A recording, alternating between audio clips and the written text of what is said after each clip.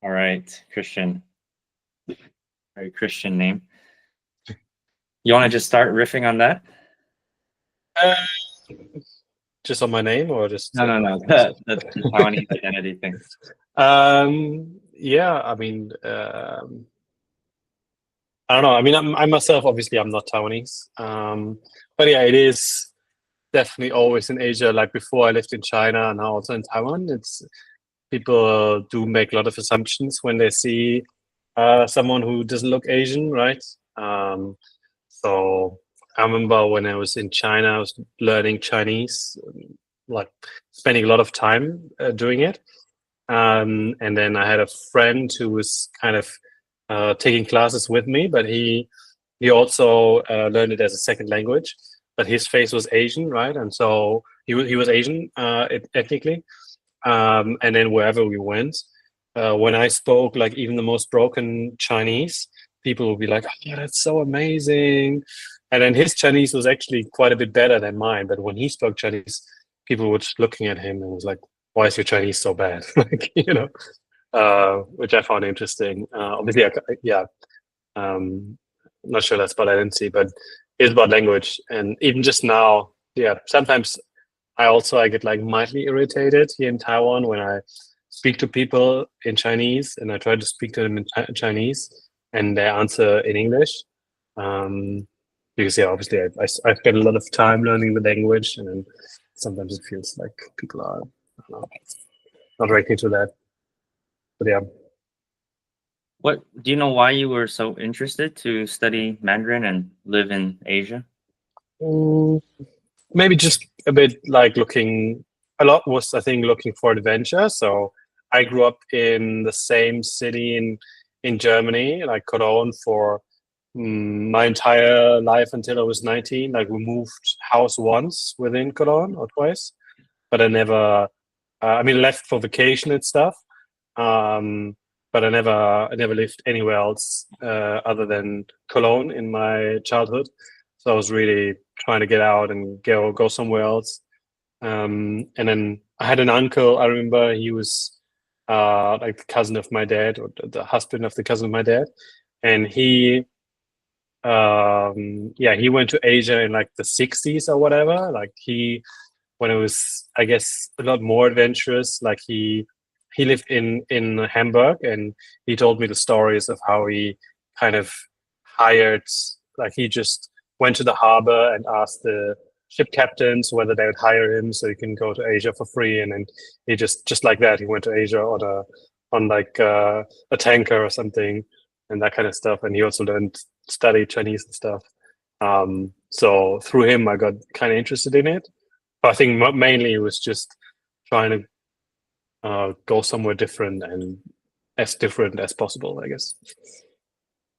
So it wasn't really like a choice over, let's say, Africa or Latin America or any other place that's different from where you're from. Well, a little bit because I had this background of my uncle, and then also like China was growing very much, so I felt like going to China and learning Chinese would potentially be more useful than I don't know going to India or Latin America. But yeah, it was much more kind of the choice. Like a lot of my friends, they did like a year abroad in I don't know the UK or Australia or Denmark or I don't know somewhere that's quite similar to Germany maybe culturally. And yeah, I definitely didn't want to do that.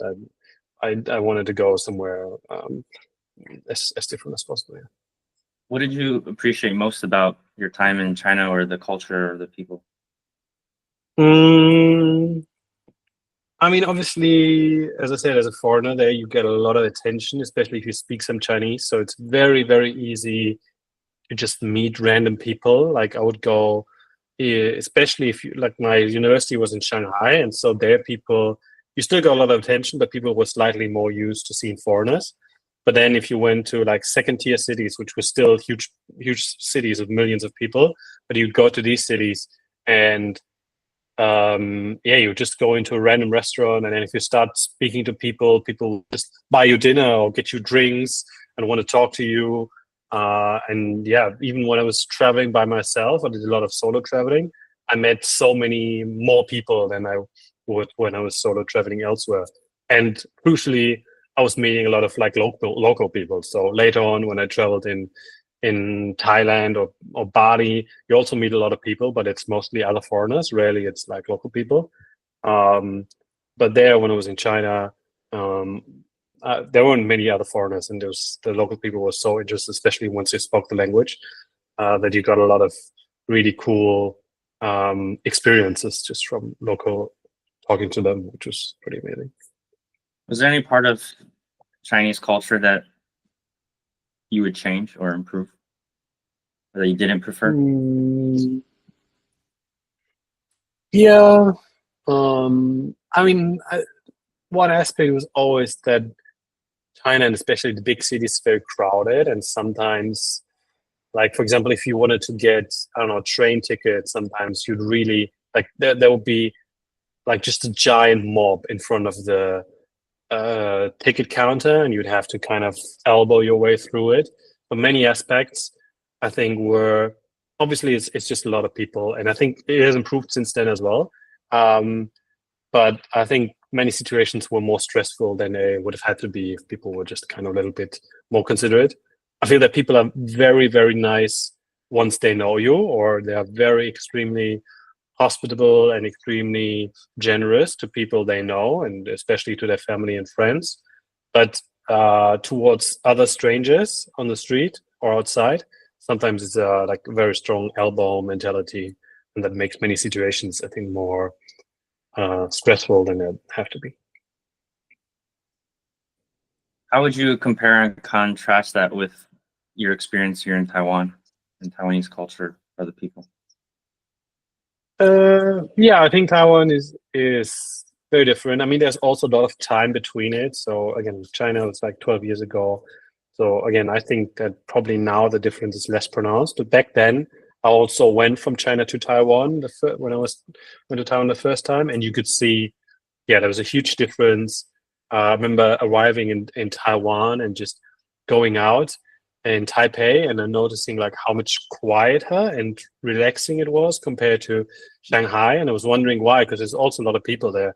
But one big difference was just that people weren't honking all the time. I remember in Shanghai, everyone was in the car was honking their horn all the time. So you had this like kind of constant background noise, even when you closed your window, which kind of, I think, created stress level. Whereas I remember in Taipei, walking out of the train station and just kind of feeling almost like I'm I don't know, in some remote forest. It was so much quieter than like the contrast to Shanghai. So that was a big difference. And then also people, yeah, not for example, not littering much. Like sometimes in China, it was kind of sad that you would have these like really nice hiking tours or something, and then you would get to like a spot with an especially nice view, and then you look down and the whole ground was covered in, I don't know, rubbish, because that's where all the people went, and then they ate and just threw their stuff on the ground. Whereas in Taiwan, it's the opposite. I remember when it was the first time in Taipei, I was on the subway and I ate a banana, which in Germany you can eat on public transport, I think, or back then you could, maybe not now, or at least it wasn't a big thing. But people were staring at me, and then the stranger came to me and told me I cannot do this, which was a very big contrast. It's kind of funny. So I have a theory. I haven't been to China in a long time, but what was I going to say? So like love and hate are often two sides of the same coin, in my opinion. And this tension between Taiwan and China is like a husband and wife. And I would attribute Taiwan as the husband. I would imagine it that way, and China as the wife. And yeah, it's like couples therapy, basically, that these two nations need to go through to find the connection that's underneath the conflict. And I'm wondering your perception of this theory. Yeah, I mean, it's a lot just, I think, on the politicians level. I feel that the people that I talk to, both in China and Taiwan, and maybe they're probably not representative of the population as a whole, especially the people I talk to in China. But they're not, I think they have a much more relaxed view on stuff.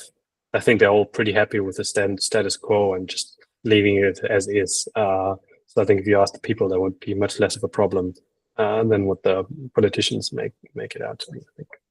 Gotcha. So from your experience in China, I know it's been a while ago, but from what I understand, most people there are just like, whatever, like we don't really care. Yeah, I think if you press them on it, and they'll probably say something that kind of aligns with the government's position, but it doesn't, from what I see, it doesn't seem to be like an important topic. I think most people have much bigger issues in their life. I don't think they feel that this is like something they feel very passionate about. I don't think so. Or at least from what I've seen. Does Germany have that kind of other country that is like very close to it, but has some conflict with?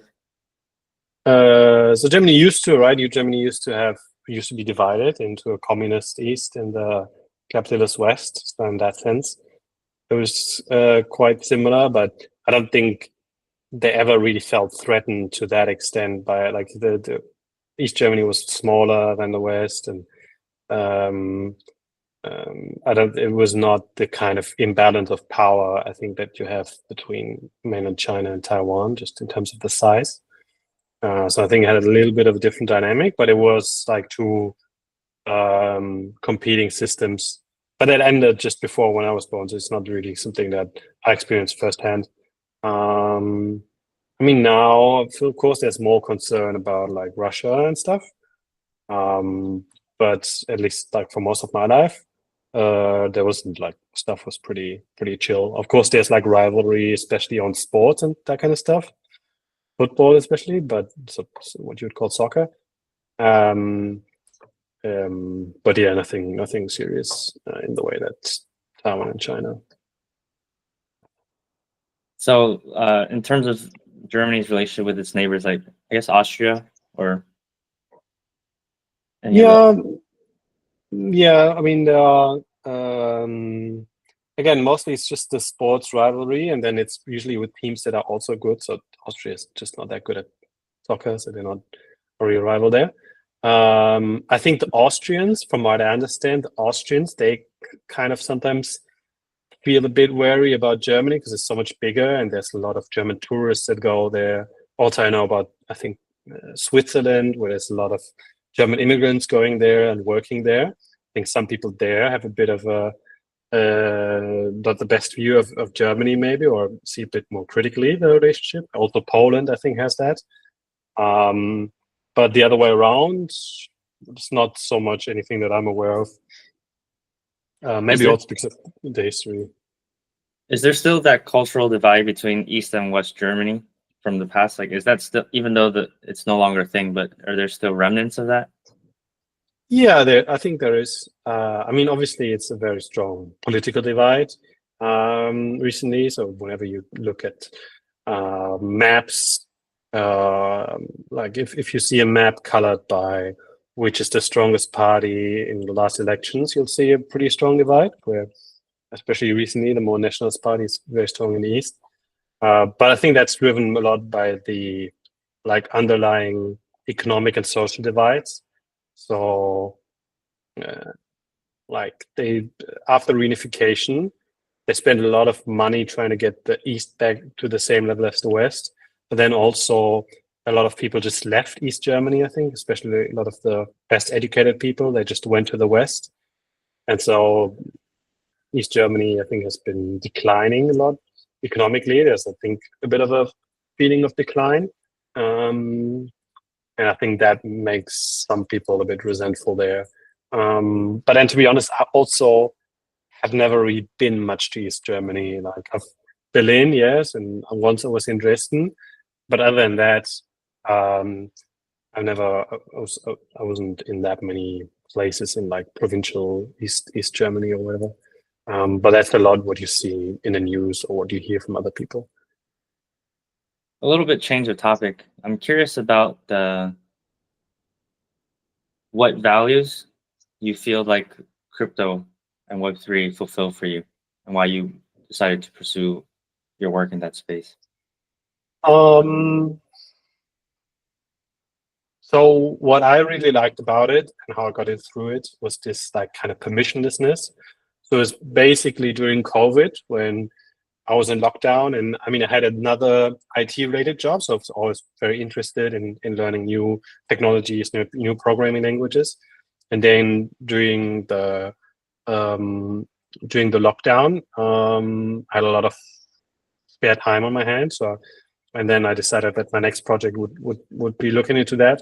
And then I really found it very exciting that I could just like deploy something to blockchain, smart contract or some kind of software, and it would be like immediately available to anyone around the world. I didn't have to use some kind of hosting provider, and I could actually it was just so open. Like there was not some institution that had privileged access or something like that. It felt like a very open and level playing field, which I really liked. Did you experience a childhood where you felt you had to ask for permission a lot?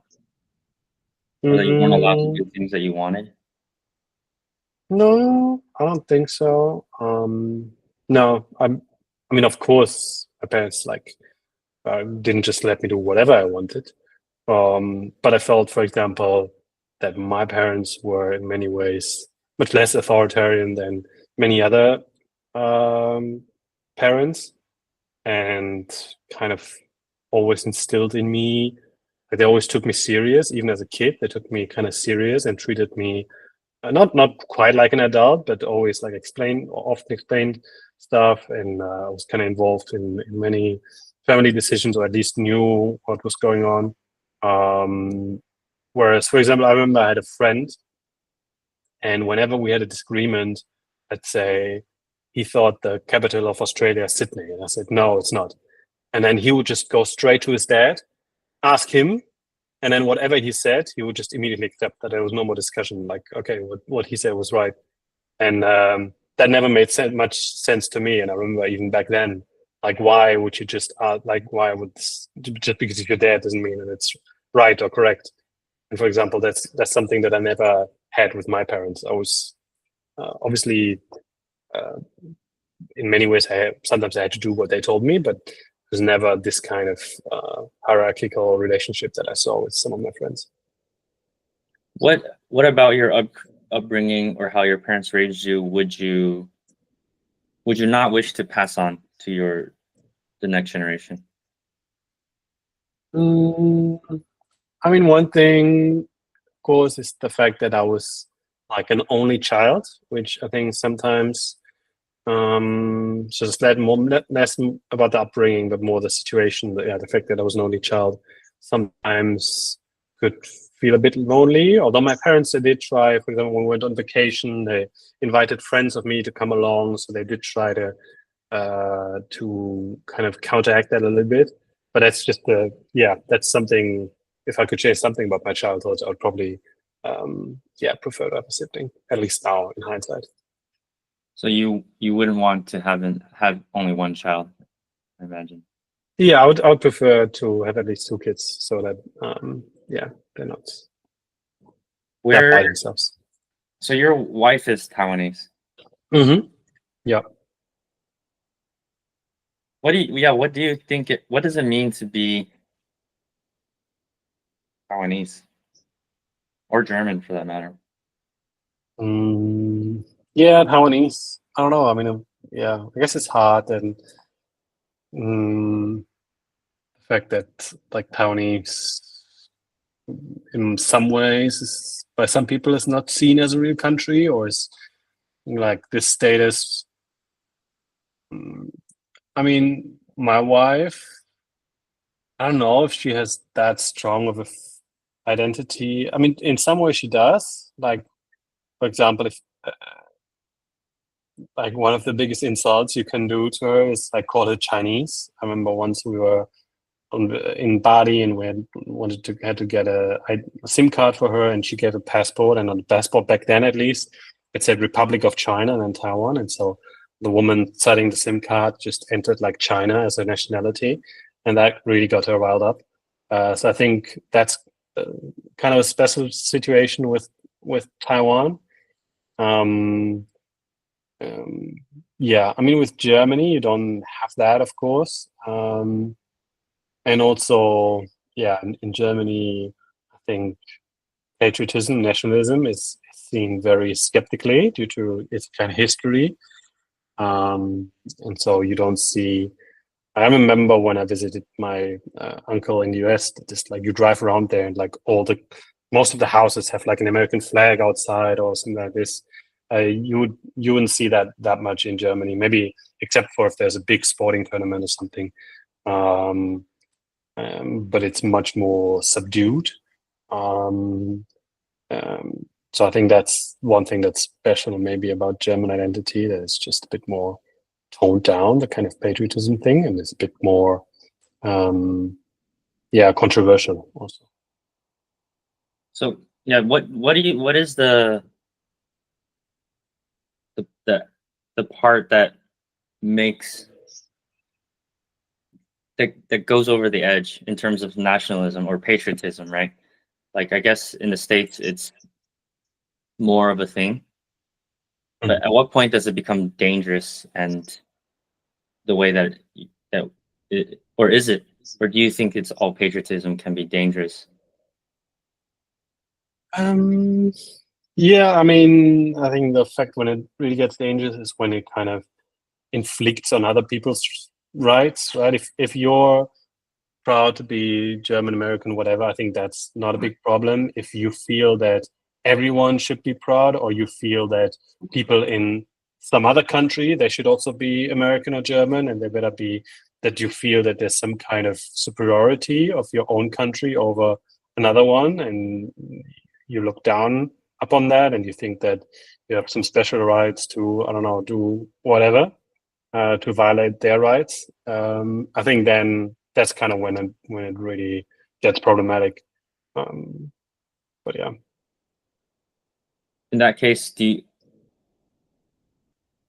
like, why would it still be subdued in Germany to feel patriotic? Yeah, maybe it's an overreaction, right? Historically, obviously, there was a lot of German nationalism that went into that direction of trying to, like, I don't know, take over the world or whatever, or expand Germany. And maybe as a counter reaction, the whole thing just swung in the other direction. So that many people, I think some people, especially of that older generation, they feel uncomfortable even with nationalism that maybe it's not about that, but it's just about, I don't know, showing the flag or whatever. I mean, personally, I also think it's a bit weird when people say, I don't know, I'm proud to be this or that, when what they're proud of is not something that they have contributed to at all, right? If you're born in Germany, it's not something. I mean, I like Germany. I think it's a great country, and I think there's a lot of, despite the history, it's given the world a lot of great inventions and all kind of cultural aspects. But I didn't do anything about the fact that I'm from Germany, right? That's just kind of luck or chance. So to say that I am proud of being German would feel really weird to me, because for me, being proud of something makes only sense if you've kind of contribute to it, right? So I can be proud of, I don't know, learning Chinese. I can be proud of any kind of sport achievement. I can be proud of my children because I raised them. But yeah, being proud of something that you really haven't done anything about it, and it's just your luck, is feels kind of illogical to me. So you wouldn't say that you're proud to be German? No, if you ask me what I'm proud of in my life, being German would not be very high on that list. No, I'll be much more proud of the things that I've achieved, or the person I am, my relationship, that kind of stuff. So why, if Germany's soccer team does well, would you cheer or be happy or celebrate when you didn't, like, contribute to that? Yeah, that's a good question. I think a lot in the context of sport, a lot is about belonging, right? We do want to feel like we belong to a group, and if you're cheering a sports team together, then you feel that you're in this together with other people and you're belonging. I think a lot of this is about people wanting a feel of belonging in their and meaning in their life. Um, yeah, I think there are more impactful ways of achieving that feeling, but I can see that if you don't get that feeling anywhere else in your life, or not to that extent, then I think that makes an experience very attractive. I guess we're raising like what I'm picking up is this idea of belonging and being a part of a group. And when that group achieves something, let's say either a football victory or something else, but what is the individual's contribution just from being in that group, even if they didn't do anything directly? You know what I mean? Yeah, It's like if you're part of a company or any group and the group does something good, let's say, even if you didn't directly do anything, like do you still get to feel good about it or be proud of it or enjoy like the benefits of the group achieved? yeah. I mean, if it's really group achievement where you were part of the group at the time of achievement, then I think it can make sense, right? So yeah, obviously, if you are in the soccer team and you win, then obviously you can be proud you're part of that. Even if I mean, even at some point, even if you're just in the stadium and you're cheering on, then you can maybe somehow feel that you paid a little bit of did a little a small part, or if you're very proud of recent achievements in your country where you maybe have contributed just, I don't know, by paying taxes or by being part of your community. I think that does make sense. But I think that's different from just being proud of being German, like, because that's, or being American. You can be proud of what has been achieved in your lifetime, especially if you actually made a contribution, even if small. I think that does make sense.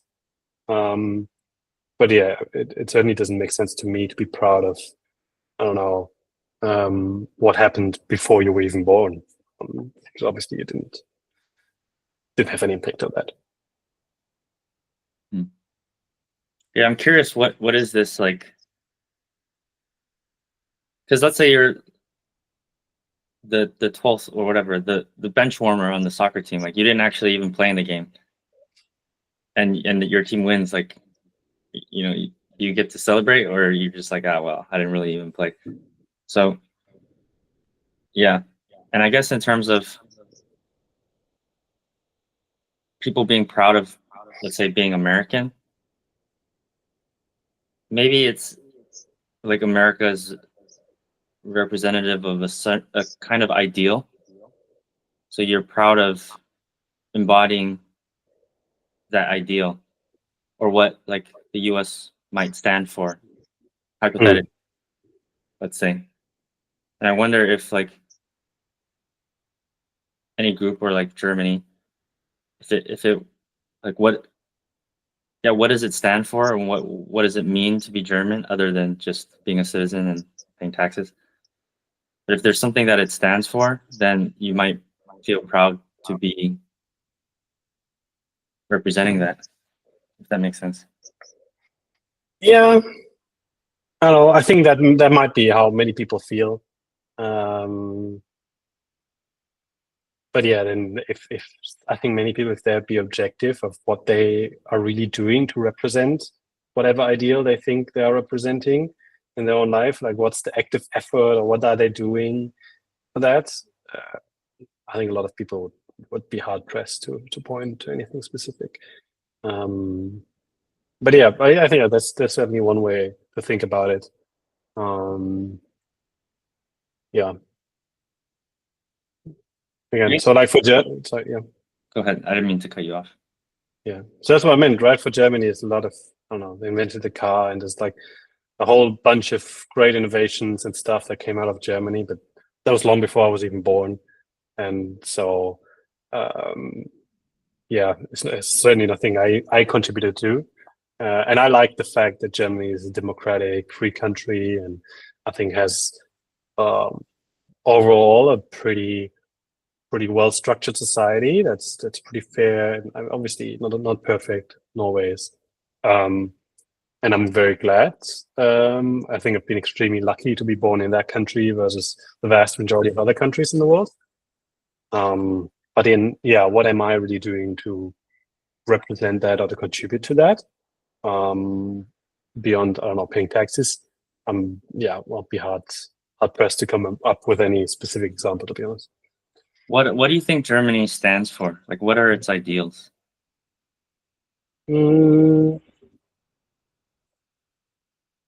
I don't know. I mean, historically, I think it's been a very innovative country, right? And I think what is very impressive is that the country really has been very resilient in the past, right? So even after the Second World War, and this is something that, for example, my grandparents would still remember. The country was completely destroyed, right? Like literally, my hometown, 80 or 90% of all buildings were just ruins. And you would think like, wow, this country is completely done. Like everything is destroyed. Huge majority of people were killed. Everyone hated them because of what Germany did to many other countries. They killed and gassed the most smart and most successful people. Like you would really think like if any country ever was really messed up, it would be Germany at that time. And still within like 10, 15 years, it was completely back. Like it was one of the richest and fastest growing and most economically richest countries. And I think that's really impressive that people really had a lot of, and that was, I think, that was a lot of the hard work and the resilience of the people of that generation. I think that's definitely a pretty great example. And then also it's one of the few countries that really turned around from being a terrible dictatorship and murderous dictatorship to being a pretty well-run democratic country. And obviously it's a lot of external influences, but I think it was also German people who took part in that transition, which I think is pretty amazing and can, I think, give hope to many other countries where you look at it maybe now and say, okay, there's no way that this country has a bright future. And but I think the example of Germany really can show you that you can always turn around. And in what ways have you in your life embodied these qualities of resilience, innovation, of redemption, like maybe making mistakes, but pushing forward, learning and getting better? Like, have you embodied these qualities in your own life? Yeah, I think so. I mean, obviously not on any heroic level, and gotta say, obviously, I was born in, just by being, I don't know, an average German person, I was born in a very privileged situation and privileged time. And again, I was an only child, so I never had one for anything, and I had a pretty great start in life. But I do think that I've tried to make a lot of it, and if I compare myself to some other people that I've known as kids or something that were even more privileged than me, they seem to have kind of just taken that for granted. And I think that's something that I always try to avoid. And so I do think I'm quite hardworking. I'm quite frugal. So in these ways, maybe I do represent that kind of German virtues. What would you say? Which experience in your life do you feel you demonstrated resilience the most? I'm back then going to China. It was definitely like I was 21 and I went there and I didn't speak a word of the language. I didn't have much money. I think that's something that not many people would have done. And many times I wanted to go home and felt very homesick, of course, or felt that couldn't learn the language and was ready to give up. But I persevered there. I think that's definitely a pretty big, pretty big aspect. Yeah. Proud German now. Would you say you're proud to be German? No, as I said, I don't think it really makes sense to be proud just to be German. I am proud that I persevered in like the ways that I just said, and in some aspects of how I lived my life, even though then there were things I could have better. But I'm proud of many aspects there. I'm proud of my wife, because again, this is someone like that I've something that is about my life, and meeting her and also building up a great relationship. Yeah, these are things that I'm proud of. I would say much more than being German. Are you proud of your ancestors for the way that they bounce back? Yeah, I mean, it's always interesting when you say you're proud of someone, right? That by definition means what you're proud of is probably something that the other person did rather than yourself. But I do think, yeah, I think it's an inspiration. I think it's really great what these people did, and if I could live up to the same level of resilience, I'll certainly be very proud of myself. Say that. Nice. Okay. I'm going to ask a couple questions that the last guest or last guest left. Mhm. So one is, what was the biggest lesson you learned about yourself during COVID?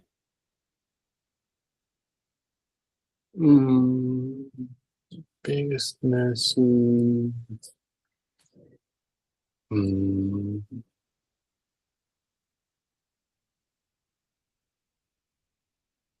Maybe, yeah, just the value of being healthy, right? As a young person, you never really confront before, normally not confronted that much with disease and that kind of stuff. So I think that was one aspect, just kind of being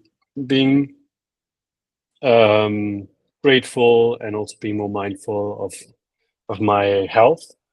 I think that was a big aspect.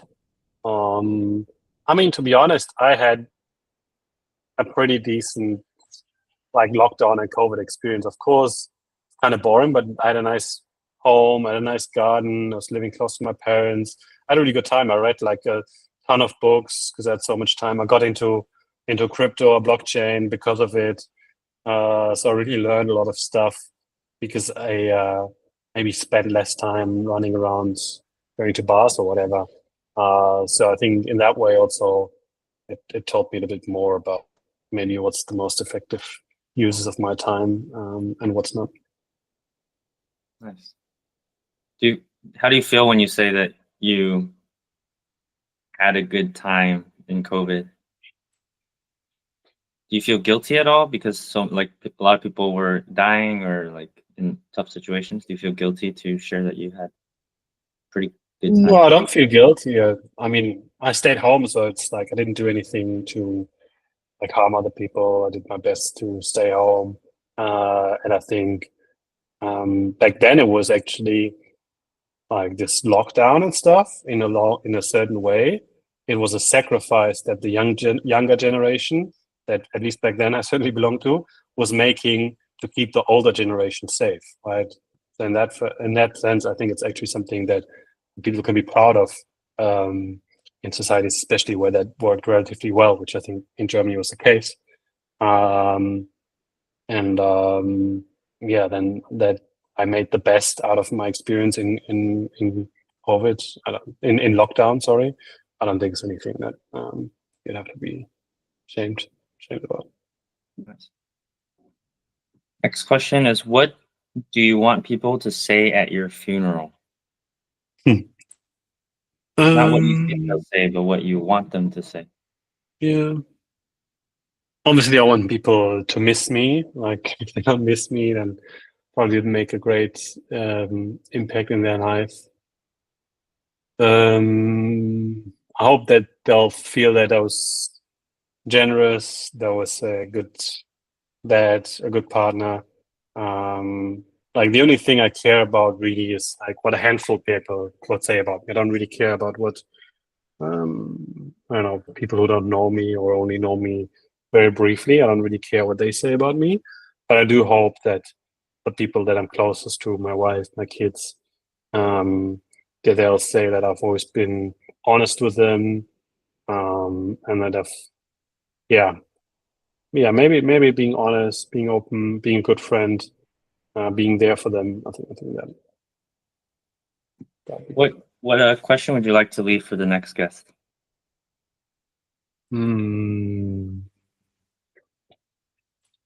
Maybe like if they have a big regret in their life, if that they wish they could have done differently or could have changed. That could be an interesting question to ask. And would you like to answer that for yourself? Do you have any big regrets? Yeah, I think in my younger life, I was a bit too shy and still thinking too much about what other people thought of me. I think I could have a lot more fun in my younger years if I just didn't think about that much what other people thought of me, or wasn't as scared and shy in some situations. Do you feel like you've overcome that now for the most part? Maybe, but it's hard to say because I'm also just less in these kind of social situations. Now I'm married and all that, and I'm kind of in the same family and smaller social groups. So it's I'm not in high school anymore, right? So I'm in a very different environment. So I don't know. I would like to say yes. I do think that I'm more relaxed and I care a little bit less about what other people think about me. But that might just be the change in the environment. Maybe if I was thrown back into high school or whatever, maybe the same behavior would emerge again. I don't know. If you could only gift one book for the rest of your life, what would it be? Probably, I think the English title is Man's Search of Meaning or something. Yeah. I think that's pretty good. What would you get out of that book? I mean, one aspect is just that, like if a person can survive something like this, I mean, the biggest aspect is really that the idea that whatever situation you're thrown in, you always still control the way that you react to the situation, and that's really the only thing you control. I thought that was a very strong thought, and then just seeing that example of someone surviving a much like whatever situation I'm in, I'll look at this book and I know that like whatever problem I have is tiny compared to what the person has gone through there. So that's another thing, putting things into perspective. What's your biggest challenge in life right now? So one is I'm going to be a father soon, so that's definitely like a big challenge coming up, and a bit nervous about that.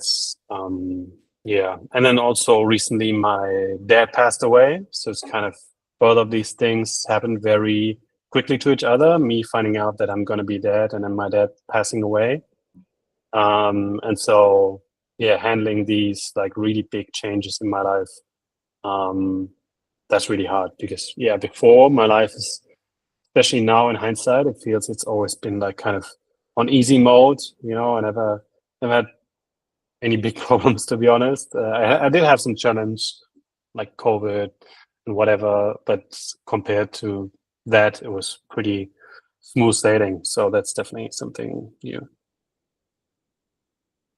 Is there anything that like you wish you would have done or said to your dad when he was still alive? Yeah, I mean, obviously it would have been great to, like the last couple of years, I was traveling a lot, so I didn't spend as much time with my parents. Then obviously in hindsight, I should have. I mean, this passing away was very unexpected and sudden, so it's not really, otherwise I probably would not have spent so much time traveling in Asia as I did the last couple of years. What did you learn from this experience, from your dad's passing? I don't know. It's just like kind of mainly it's just how short life is. I mean, he was 78, so he's not like super young, even though it was unexpected. But yeah, it's kind of the first time that someone really close to me passed away. Before, my three of my grandparents have passed away. One kind of when I was really young, and two when I was a teenager or like in my early 20s. But back then, they were so old. They were like in the 90s, and I was 20, so it felt like they didn't have any direct connection to me. It felt so far away. But now with my dad, also because he's so much closer, it kind of really, really shows you that life is very much finite and it's passing very quickly. I think that's the main thing. Do you have any like bucket list things that you want to do in this life? Yeah, I mean, obviously, I want to start a family, and I'm already doing that. I don't know, like immediate bucket list items. I don't know, it's hard to say. I definitely want to. I think I want to try a few more different careers. Maybe I don't want to like do the same thing for the rest of my life. So that's definitely something. Yeah. That's one thing. I do want to get more into sports and get more into shape. Try out maybe other sports, but mostly it's really about starting a family and doing a lot of cool stuff with my son, and any other kids I might have. I think that's top. If you could only teach your son like one lesson, what would it be? I really would like my son to be kind of like an independent thinker, to always like think for themselves. As I said before, I had friends as a kid that just kind of blindly believed whatever their parents said. If my son would just always blindly believe what I say and never question me or never contradict me, I think, or I hope that I would be quite disappointed. Maybe, because I really want them to think for themselves and have their own independence. How do you teach that? You just encourage him to think, like. Yeah, encourage them to think. Try to like explain things. Don't just say, "Oh, this is true because I said so." Maybe welcome questions. If they ask why, or ask them questions if they say something that they believe is true. Ask them why. I don't know. I think just treating them as intelligent human beings from as early on as possible, and treating them in a certain level as equals. Obviously, as a parent, you still have, I think, certain responsibility to guide them or take them in a certain way. But I'd like to kind of encourage that kind of independence as early on as possible. What would you say is your most controversial belief, or something you believe that is you think other people would not believe? That's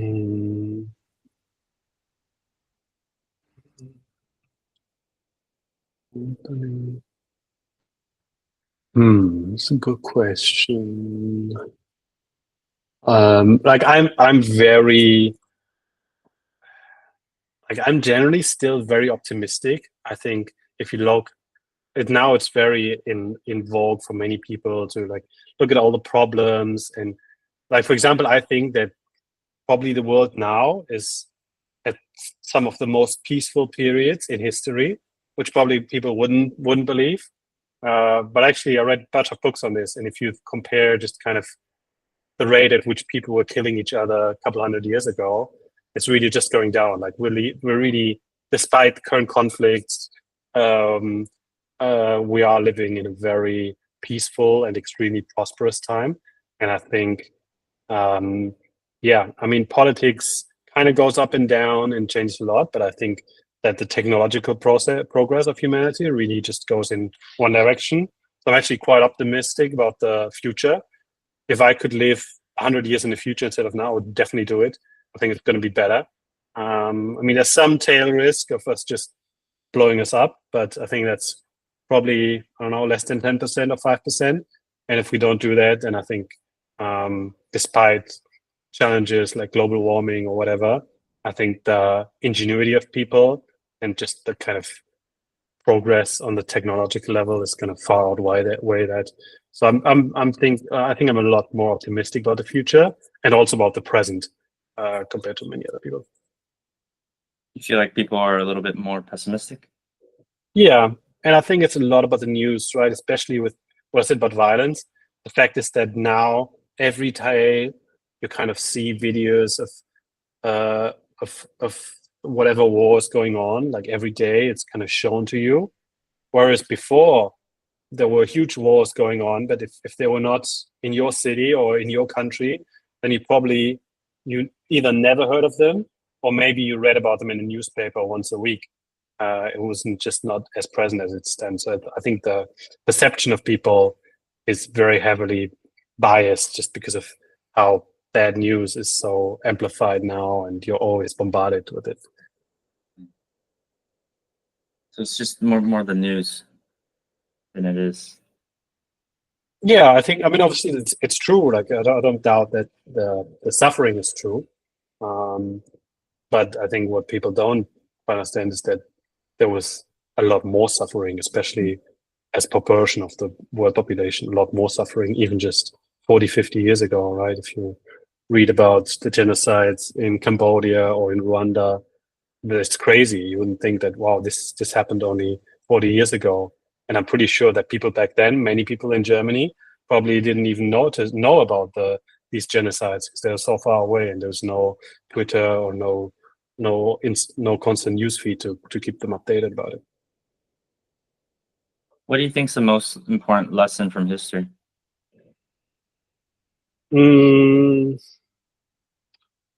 I think it's just whenever people are really fanatic about a person or someone, I think that's never good. Like if something like any kind of personality cult, I think ends badly. I think that's a pretty, and also most violent revolutions. I don't know, maybe the American Pencil is an exception, but if you really look at violent overthrows of government, quite often what came after was quite a bit worse of whatever was overthrown. Yeah. So maybe evolution instead of revolution. Yeah, you could say that, and avoid any kind of personality cult. I think having strong institutions is a lot better than having strong leaders in your country.